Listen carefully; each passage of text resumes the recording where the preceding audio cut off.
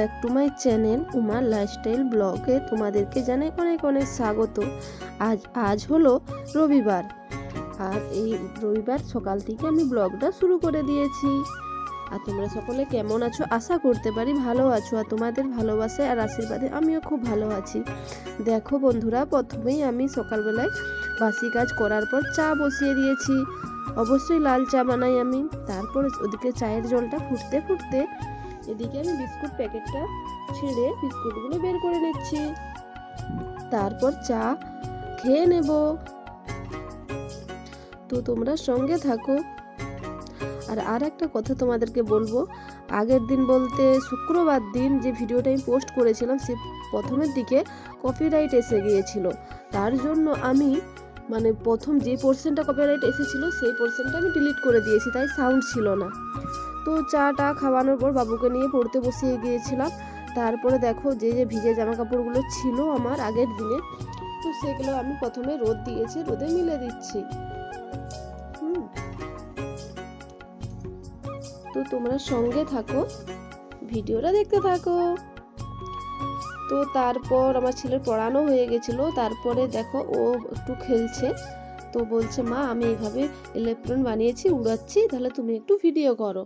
তো আমি যথারীতি একটু করে দিলাম ছেলের মনে রাখতে, ঠিক আছে। তারপরে দেখো এদিকে আমি স্নান করে এসে গেছি। স্নান করে আসার পর আমি নিজেকে একটু রেডি করে নিচ্ছি। শীতকাল বুঝতেই পেরেছো, হ্যাঁ, শীতকাল একটু বেশি কেয়ার করতে হয় শরীরের, না হলে। তো তারপরে আমি আজকে মাথায় সাবান নিয়েছিলাম বন্ধুরা, শ্যাম্পু করেছিলাম। তো তারপরে আমি দেখো আমি একটা সিরাম মাখি, সেটা হচ্ছে চুলে, সেটা এমনি তো শেষও হয়ে গেছে, একটা কিনতে হবে। তো তারপরে আমি চুলটা আঁচড়িয়ে নিচ্ছি, কিন্তু ভেজা চুল বন্ধুরা আঁচড়াতে নেই। তারপরেও আমি আঁচড়িয়ে নিলাম, যে প্রচুরই আমার তো কোচকানার উপরে চুল, তাই জন্য জ্বর বেঁধে যায় একটুতেই। তো হালকা করে একটু বড় দাঁড়ওয়ালা চিরুনিতে আঁচড়িয়ে নিলাম। আর একটা কথা বলছি বন্ধুরা, যেটা আমি টিপস হিসাবে তোমাদের বলতে চাই, কারণ চুল ছেড়ে জানো হয়তো অনেক বন্ধুরাই চুল ছেড়ে কখনো সিঁদুর পড়তে নেই, তাই চুলটা একটু বেঁধে পড়তে হয়। আর এদিকে দেখো, এদিকে রান্না বসিয়ে দিয়েছি। আর এদিকে দেখো মূলো শাক কেটে নিয়েছি, মূলো শাকের ভাজা হবে আর মাংস হবে। আর এদিকে দেখো ভাত বসিয়ে দিয়েছি। আর এটা হলো বন্ধুরা খাসির মাংস। তো আমি রান্নাগুলো বেশি শেয়ার করতে পারিনি। তো এদিকে দেখো ওর বাবুর বাবা আসতে দেরি করছে, তাই বাবুকে বললাম বাবু তুমি খেয়ে নাও। তো যেখানে আমি রান্না করছি ওখানেই বাবুকে দিয়ে দিলাম, ও খেয়ে নিচ্ছে।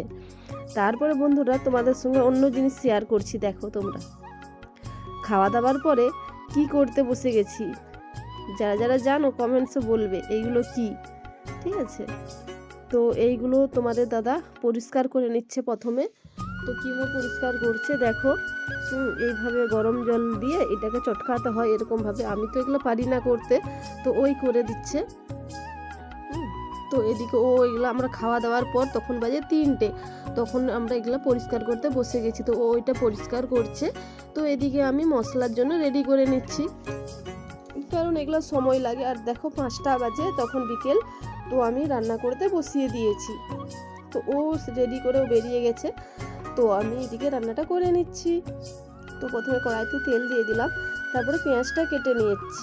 এই দেখো এই জিনিসগুলো এতটা অবধি রেডি, পরিষ্কার একবারে কাটা ছোটা করে সব হয়ে গেছে। আর এই দেখো মশলাটা আমি বেটে নিয়ে, এটার মধ্যে আছে আদা, রসুন, জিরে আর শুকনো লঙ্কা। তো তেলে দেখো জিরা ফোড়ন দিয়ে আমি পেঁয়াজ কুচিটা দিয়ে দিলাম। তো পেঁয়াজটা প্রথমে ভেজে নিচ্ছি, ভাজা হয়ে গেছে। তাহলে যে বেটে রাখা মশলাটা ছিল, তো ওই মশলাটা দিয়ে মশলাটা ভালো করে কষে নিচ্ছি। তো তোমরা দেখতে থাকো ভিডিওটা, কিভাবে আমি রান্নাটা করছি। হ্যাঁ, এটা রান্না করতে তো না সন্ধ্যা হয়ে গেছিলো জানো বন্ধুরা। তারপরে দেখো লঙ্কার গুঁড়ো দিয়ে দিলাম, আর একটু ঝাল বেশি করে দিলাম লঙ্কার গুঁড়োটা, আর হলুদের গুঁড়ো দিলাম।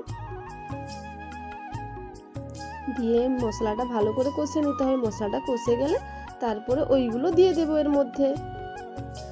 আর যারা যারা খাও তাদের তো ভালো লাগবে, যারা যারা খাও না হয়তো তাদের খারাপ লাগতে পারে, কিন্তু যারা যারা জানো এই জিনিসটা অবশ্যই কমেন্টসে জানাবে, ঠিক আছে। তো দেখো মশলা কষানো হয়ে যেতে আমি ওইগুলো দিয়ে দিলাম, যেগুলো তোমাদের দাদাভাই পরিষ্কার করে দিয়েছে সেইগুলো। তো এটা যথারীতি এখন কষানো হবে।